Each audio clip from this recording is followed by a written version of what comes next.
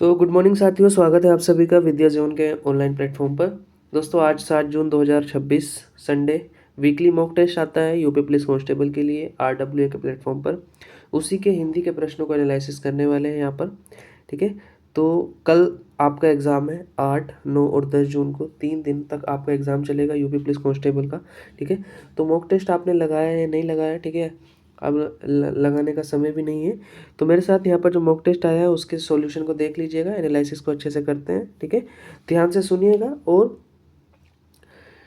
देखते चलिएगा। ठीक है, तो शुरू करते हैं। साथ ही आप टेलीग्राम चैनल को भी ज्वाइन कर लीजिएगा। टेलीग्राम का लिंक मैं आपको कमेंट बॉक्स में पिन करा दूंगा, वहाँ से आप देख सकते हैं। ठीक है, तो पहले प्रश्न के साथ बिना किसी समय गवाए ठीक है शुरू करते हैं अपने प्रश्नों को। ठीक है, टेलीग्राम का मैं आपको ये दिखा देता हूँ। ठीक है, विद्या जोन, इसका लिंक है यहाँ पर t.me। ठीक है, विद्या_जोन। ठीक है, तो ये टेलीग्राम का प्रीफेस है, आप इसको देख लीजिएगा। तो प्रश्न पत्र को शुरू करते हैं डायरेक्ट बिना किसी देरी के। क्वेश्चन नंबर, ठीक है, हिंदी के जो स्टार्ट होते हैं वो 51 से होते हैं। 37 प्रश्न मिलेंगे 87 तक। GK GS के, ठीक है, GK GS का कराया जा चुका है, अभी चैनल पर वीडियो आ गई है, उसको आप देख लीजिएगा। GK GS के 38 प्रश्नों का, ठीक है, सॉल्यूशन आपको मिल गया होगा। क्वेश्चन नंबर 51, हाँ, हिंदी के प्रश्नों को करेंगे। ये रहा आपका पहला प्रश्न है। देखिए, मतलब 51 है आपका यहाँ पर। हिंदी वर्णमाला में संयुक्त व्यंजन कौन से हैं? ठीक है, तो हिंदी वर्णमाला में संयुक्त व्यंजन आपके कौन कौन से हैं? श, त्र, ज्ञ और श। ठीक है, तो ये पहला ही ऑप्शन यहाँ पर सही है आपका। ये हिंदी वर्णमाला में 4 संयुक्त व्यंजन होते हैं।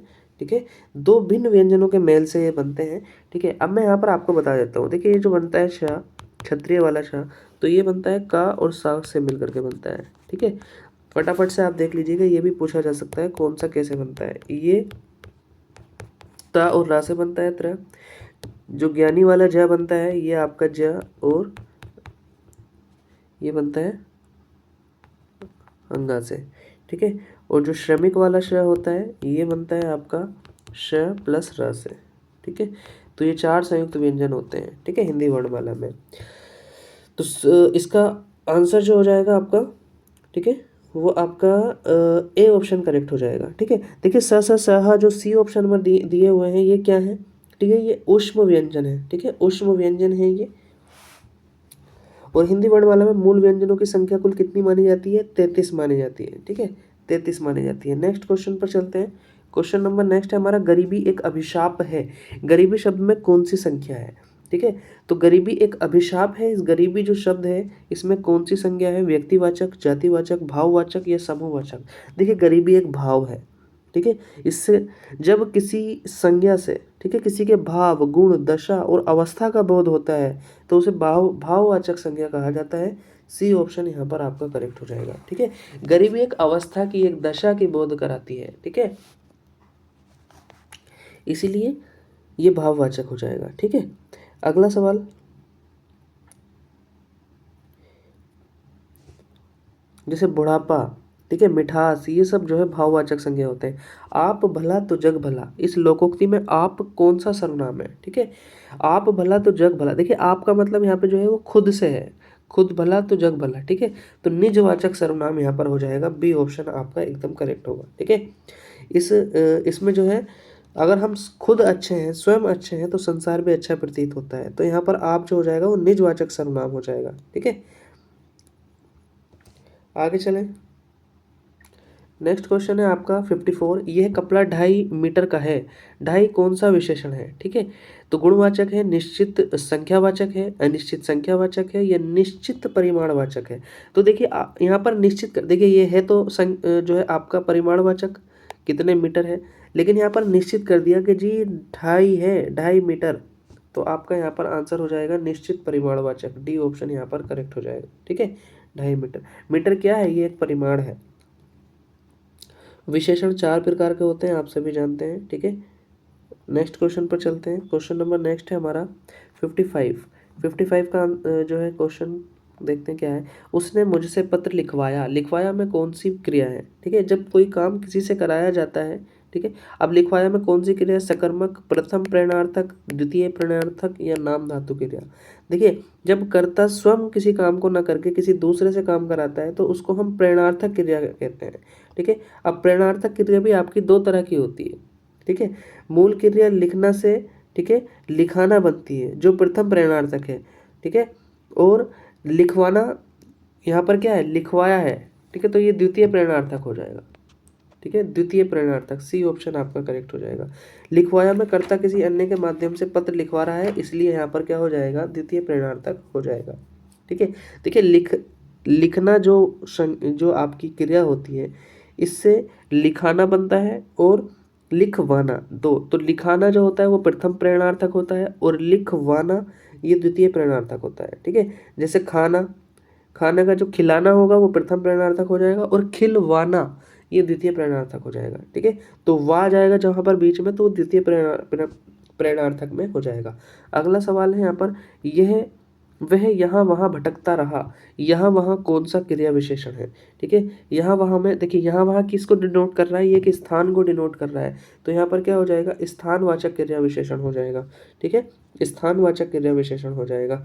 आगे चलते हैं। ठीक है। यहाँ वहाँ कहाँ बाहर भीतर ऊपर नीचे ये सब जो है स्थानवाचक होते हैं। ठीक है। कालवाचक की अगर हम बात करें तो अब, कब, जब, आज, कल, अभी, सदा, ये सब कालवाचक होते हैं। रीतिवाचक की अगर हम बात करें तो धीरे धीरे, धीरे, तेज, ऐसे वैसे, अचानक, ये रीतिवाचक होते हैं। और परिमाणवाचक की बात करें तो थोड़ा, बहुत, अत्यंत, कम, ज़्यादा, ये सभी आपके स्थानवाचक होते हैं। नेक्स्ट क्वेश्चन की बात करते हैं, क्वेश्चन नंबर 57। चूंकि वह बीमार था इसलिए नहीं आया, चूंकि इसलिए। ठीक है। देखिए दो शब्द यूज हुए हैं, चूंकि और इसलिए। तो चूंकि और इसलिए में कौन सा अव्यय है। ठीक है। तो यहाँ पर समानाधिकरण समुच्चय बोधक है क्या, व्यधिकरण समुच्चय बोधक है क्या, संबंध बोधक या विस्मयादि बोधक है क्या। देखिए समुच्चय बोधक अव्यय दो शब्दों, वाक्यांशों अथवा वाक्यों को जोड़ने का कार्य करते हैं। ठीक है। तो यहाँ पर ये समुच्चय बोधक अव्यय होगा। अब पूछ रहा है कि इसमें कौन सा है, समानाधिकरण है, व्यधिकरण है। ठीक है। तो व्यधिकरण समुच्चय बोधक में एक वाक्य दूसरे पर आश्रित रहता है। ठीक है। तो देखिए चूंकि वे बीमार है इसलिए नहीं आया, तो इसलिए नहीं आया है किस पे आश्रित है, चूंकि वे बीमार है पर। तो यहाँ पर आपका क्या हो जाएगा, बी ऑप्शन जो है आपका करेक्ट हो जाएगा। ठीक है। व्यधिकरण, यहाँ पर व्यधिकरण समुच्चय बोधक, बी ऑप्शन आपका करेक्ट हो जाएगा। अगला सवाल क्या है जी, प्रत्युपकार शब्द में कितने उपसर्ग लगे हैं। ठीक है। 1, 2, 3 या कोई उपसर्ग नहीं है। ठीक है। देखिए प्रति, ठीक है, प्रति है और आपका उप है और कार है, इसको हम ब्रेक करेंगे तो इसमें कितने आपके हैं। ठीक है। 2 उपसर्ग लगे हुए हैं, प्रति है और उप है। ठीक है। तो यहाँ पर आपका आंसर करेक्ट हो जाएगा। और मूल शब्द कौन सा है, वो कार है। नेक्स्ट है, चिकनाहट शब्द में कौन सा प्रत्यय लगा हुआ है। ठीक है। ठीक है। चिकनाहट शब्द में आहट, हट, नाहट और अट। ठीक है। तो अगर हम यहाँ पर बात करें चिकना प्लस आहट, ठीक है, तो चिकनाहट ये ऐसे बना हुआ है, तो आहट प्रत्यय में हो जाएगा। ए ऑप्शन आपका करेक्ट हो जाएगा। ठीक है। जैसे आपका घबराहट, कड़वाहट, इन सब में आहट प्रत्यय लगा हुआ है। नेक्स्ट क्वेश्चन, अन्वेषण शब्द का सही संधि क्या है। ठीक है। अन्वेषण शब्द का सही संधि क्या है। तो अन्वेषण शब्द का अनु प्लस ऐषण, अन प्लस वेषण, अन्वय प्लस क्षण, अन प्लस वेषण। ठीक है। तो अन्वेषण शब्द का जो सही संधि विच्छेद है वो क्या है आपका, वो अनु प्लस ऐषण है। ठीक है। अनु प्लस ऐषण। ठीक है। इसमें यण संधि है। ठीक है। यण संधि है क्योंकि यहाँ पर उ और ए से ये हो रहा है। ठीक है। उ से ये वाला खत्म हो रहा है फर्स्ट वाला, और सेकंड वाला ए से शुरू हो रहा है। तो जब यण संधि का नियम क्या होता है, उ या उ के बाद कोई ए समान स्वर अगर आता है तो यण संधि होती है। ठीक है। और उसका क्या हो जाता है मिल करके, उ और अ का व मिल करके हो जाता है, तो इसीलिए यहाँ पर अन्वेषण हो गया है। ठीक है। आगे चलते हैं। नेक्स्ट क्वेश्चन 61 है, निश्चय शब्द में कौन सी संधि है। ठीक है। निश्चय शब्द में कौन सी संधि है, स्वर संधि, व्यंजन संधि, विसर्ग संधि या यण संधि। देखिए निश्चय शब्द में अगर हम संधि की बात करें तो यहाँ पर विसर्ग संधि है। कैसे, देखिए निह, निह प्लस चे, निह प्लस चे से मिलकर के बना है निश्चय, तो यहाँ पर ये विसर्ग लगा हुआ है, तो विसर्ग संधि हो गई यहाँ पर। ठीक है। अगला सवाल, लंबोदर शब्द में कौन सा समास है। ठीक है। लंबोदर शब्द में, ठीक है। लंबा है उधर जिसका, ठीक है, लंबा है उधर जिसका, तो यहाँ पर क्या है, गणेश को ये डिनोट करता है, गणेश को, ठीक है। तो यहाँ पर कौन सा समास हो जाएगा, बहुव्रीहि समास। जब कोई अन्य पद प्रधान होता है तो वहाँ पर बहुव्रीहि समास होता है, ठीक है। लंबोदर, नीलकंठ, चक्रपाणि, दशानन, इन सभी में क्या है आपका बहुव्रीहि समास है। नेक्स्ट क्वेश्चन है, श्मश्रु शब्द का सही तद्भव रूप क्या है, ठीक है। मूछ, दाढ़ी, बाल या फिर आपका भौं, ठीक है। तो मूछों को कहा जाता है श्मश्रु, मूछ का तत्सम होता है श्मश्रु, ठीक है। भौं का क्या होता है, भौं का जो तत्सम होता है वो होता है भ्रू, ठीक है, भ्रू होता है। और आपका अगर हम बात करें, ठीक है, होठ का क्या होता है, ओष्ठ, ठीक है, होठ का ओष्ठ होता है। हाथ का हस्त होता है। नाक का नासिका होता है, ठीक है। ये सब आप ध्यान रखिएगा। अगला सवाल,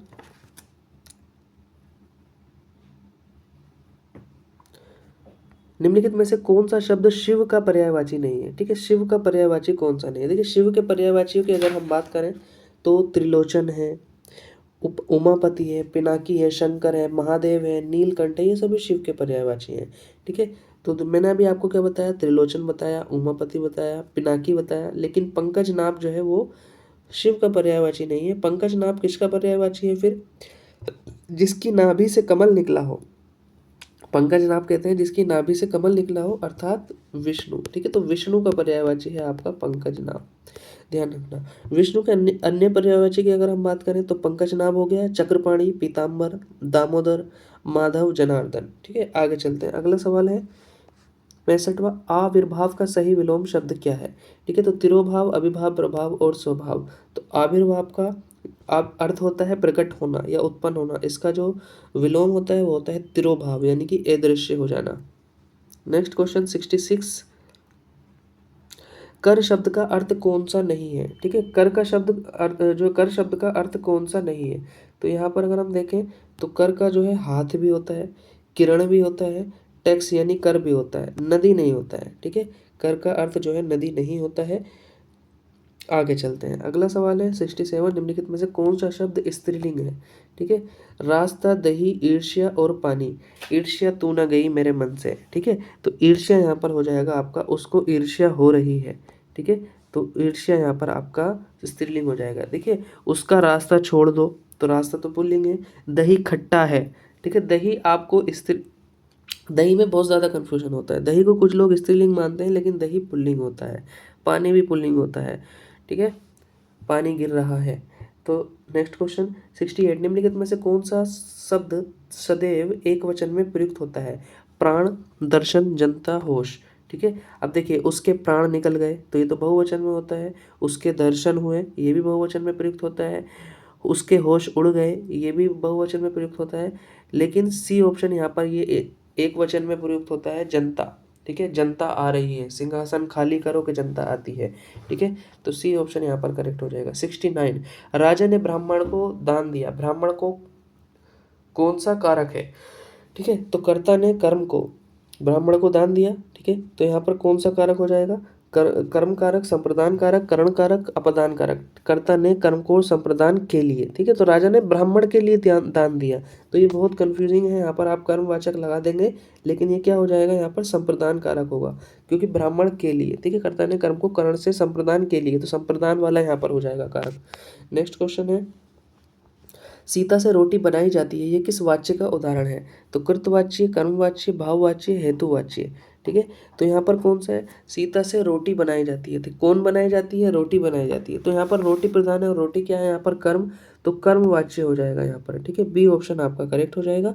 वाच्य होता क्या है, वाच्य क्रिया का वह रूप होता है जिससे ज्ञात होता है कि वाक्य में कर्ता, कर्म अथवा भाव में से किसकी प्रधानता है। देखिए, यहाँ पर तो कर्म प्रधान है। सीता से रोटी बनाई जाती है, इसमें कौन सा प्रधान है जी, रोटी प्रधान है। सकर्मक क्रिया कर्म के अनुसार चल रही है, इसमें कर्ता के साथ से लगा है, ठीक है। तो यहाँ पर क्या हो जाएगा, कर्मवाच्य, मैंने आपको बता दिया है। नेक्स्ट है 71, निम्नलिखित में से कौन सा शब्द वर्तनी की दृष्टि से शुद्ध है, ठीक है।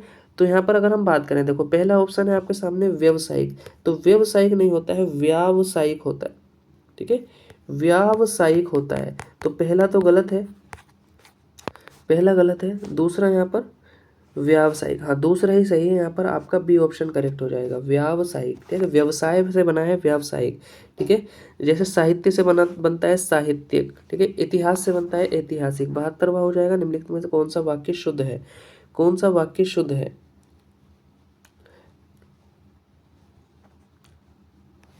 ठीक है, कुछ मैं आपको वर्तनी बता देता हूँ। ठीक है, जैसे कल आपका एग्जाम है, कल और परसों, तो हो सकता है यहाँ से फंस जाए वर्तनी, तो यहाँ पर देखिएगा आप ध्यान से। ठीक है, देखिए जो आशीर्वाद होता है, ठीक है, ये इसमें बहुत गलती करते हैं आप सभी। आशीर्वाद जो होता है वो ये वाला होता है। ठीक है, आशीर्वाद ये सही होता है आशीर्वाद में। ठीक है, तिरस्कार में ये सही होता है। कुछ क्या करते हैं, इसको तिरस्कार कर देते हैं। ठीक है, ये सही होता है तिरस्कार में। बाकी उज्जवल, ठीक है, उज्जवल में ये सही होता है। दोनों जा जो है स्मॉल बनते हैं, छोटे बनते, आधे बनते हैं। ठीक है, उज्जवल। तो ये देख लेना। आगे चलते हैं, नेक्स्ट क्वेश्चन हमारा क्या था? निम्नलिखित में से कौन सा वाक्य शुद्ध है? वाक्य शुद्धि से प्रश्न पूछा गया है, तो कौन सा वाक्य शुद्ध है? वह प्रातःकाल के समय टहलता है। देखिए यहाँ पर प्रातःकाल भी लिख दिया और समय भी लिख दिया, तो ये तो गलत हो गया। वह प्रातःकाल टहलता है, वह प्रातःकाल, वह प्रातः के काल में टहलता है, ये भी नहीं है। ठीक है, वह प्रातःकालीन समय में टहलता है, कालीन भी आ गया, समय भी आ गया, तो वह प्रातःकाल टहलता है। बी ऑप्शन यहाँ पर भी सही होगा। टका सा जवाब देना मुहावरे का सही अर्थ क्या है? ठीक है, टका सा जवाब देने का मतलब क्या होता है? यहाँ पर पैसे देकर भगाना, साफ मना कर देना, जवाब ना देना, धीरे धीरे बोलना। ठीक है, तो टका सा जवाब देने का मतलब होता है साफ मना करना। ठीक है, बी ऑप्शन यहाँ पर करेक्ट हो जाएगा। स्पष्ट और रूखे ढंग से इनकार कर देना। ठीक है, इसका जो है अर्थ होता है तुम डाल डाल तो मैं पात पात। इसका मतलब क्या होता है? पेड़ पर चढ़ना, एक से बढ़कर एक चालाक होना, डालियाँ काटना और पत्ते तोड़ना। तो यहाँ पर होता है तुम अगर डाल डाल तो मैं पात पात, यानी कि एक से बढ़कर एक चालाक होना। ठीक है, नेक्स्ट क्वेश्चन 75। पीपर पात सरिस मंडोला इस पंक्ति में कौन सा अलंकार है? ठीक है, जब पीपल के पत्ते के समान मन डोल रहा है। ठीक है, तो यहाँ पर उपमा दी जा रही है, तो यहाँ पर क्या हो जाएगा? उपमा अलंकार हो जाएगा। जहाँ एक वस्तु की तुलना उसके समान गुण वाली दूसरी वस्तु से की जाए। ठीक है, तुलना की जा रही है यहाँ पर। ठीक है, तो उपमा अलंकार हो जाएगा यहाँ पर। पीपल के पत्ते से की गई है मन की तुलना। ठीक है, पीपल के पत्ते के समान मन डोलना है, मन की तुलना पीपल के पत्ते से की गई है, तो बी ऑप्शन यहाँ पर आपका करेक्ट हो जाएगा। श्री कृष्ण के सुन वचन अर्जुन क्रोध से जलने लगे, सब शील अपना भूल कर करतल युगल मलने लगे। इन पंक्तियों में कौन सा रस है? ठीक है, तो श्री कृष्ण के सुन वचन अर्जुन क्रोध से जलने लगे। ठीक है, तो क्रोध है यहाँ पर।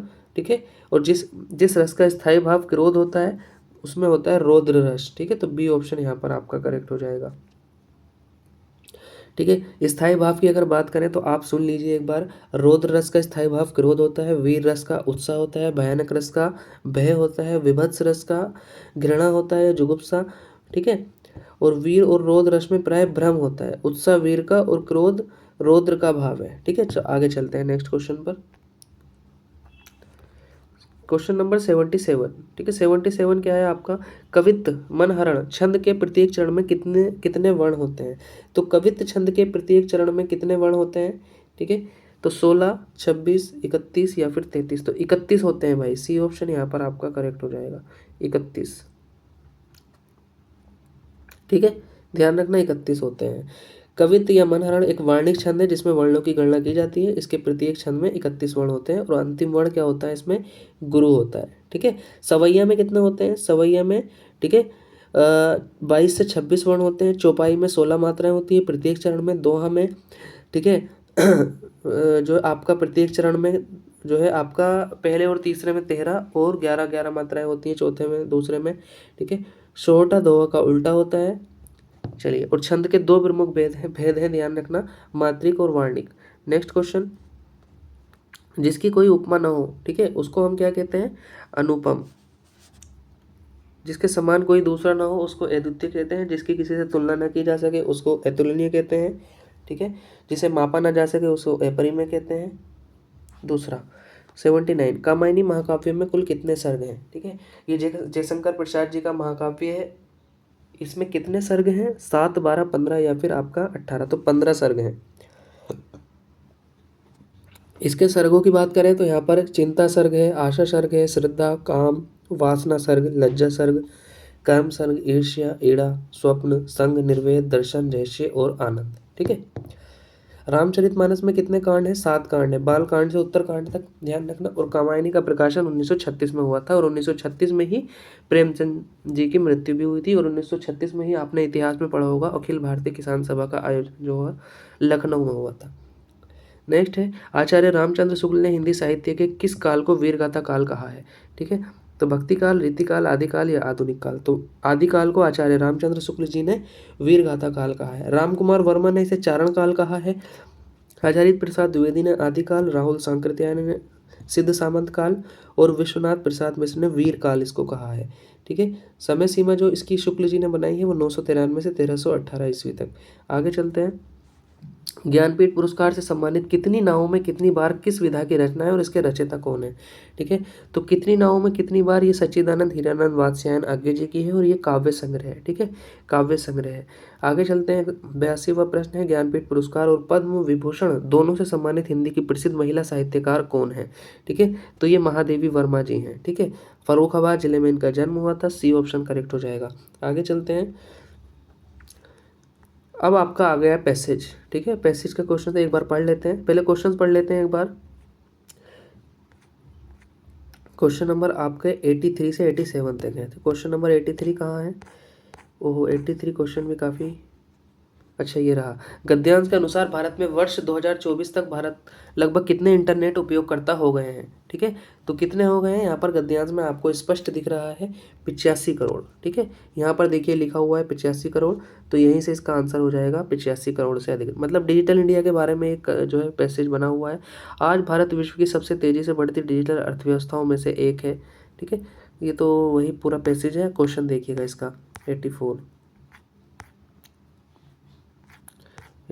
कहाँ चला गया? हाँ, ये रहा। गद्यांश के अनुसार साइबर अपराधों का सर्वाधिक शिकार कौन हो रहे हैं? ठीक है, तो गद्यांश के अनुसार सर्वाधिक साइबर अपराधों का शिकार कौन हो रहे हैं? ठीक है, तो यहाँ पर आप अगर पैसेज पढ़ करके आएंगे, तो मैंने तो पढ़ लिया एक बार पूरा। तो ग्रामीण क्षेत्रों के नए स्मार्टफोन उपयोगकर्ता जिन्हें डिजिटल साक्षरता का अभाव है। ठीक है, देखिए इसको हम वैसे भी कर सकते हैं लॉजिक से। शहरी क्षेत्रों के शिक्षित युवा थोड़ी होंगे। ठीक है, सरकारी कर्मचारी भी नहीं होंगे, बड़ी कंपनियों के अधिकारी भी नहीं होंगे। जो कम शिक्षित होंगे, जिनकी डिजिटल साक्षरता में कमी होगी, जो नए नए यूजर्स होंगे, उन्हीं में जो है साइबर तकनीकी जो है आपका अपराधों का वो शिकार बनते हैं। नेक्स्ट क्वेश्चन है आपका 85। आज वैसे नहीं पढ़ रहा हूँ और क्वेश्चन पढ़ूंगा ओनली। गद्यांश में उल्लिखित डिजिटल क्रांति के सिहा पहलू से लेखक का क्या तात्पर्य है? सिहा मतलब, ठीक है, सिहा से आपको स्पष्ट हो रहा होगा। ठीक है, मतलब एक नेगेटिव वर्ड है सिहा, मतलब काला। डिजिटल क्रांति के सिहा पहलू का मतलब क्या है? इंटरनेट की धीमी गति, स्मार्टफोन की ऊंची कीमत, साइबर अपराधों में तेजी से वृद्धि। ठीक है, तो ये क्या है? डिजिटल क्रांति का एक सिहा पहलू है, नेगेटिव पहलू है। ठीक है, सी ऑप्शन यहाँ पर करेक्ट हो जाएगा। अभिशाप है 86वां।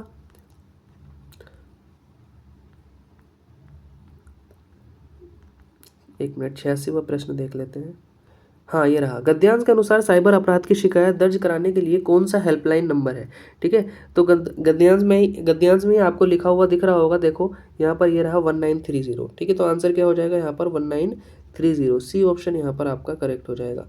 अगला सवाल है एंड लास्ट है हिंदी का।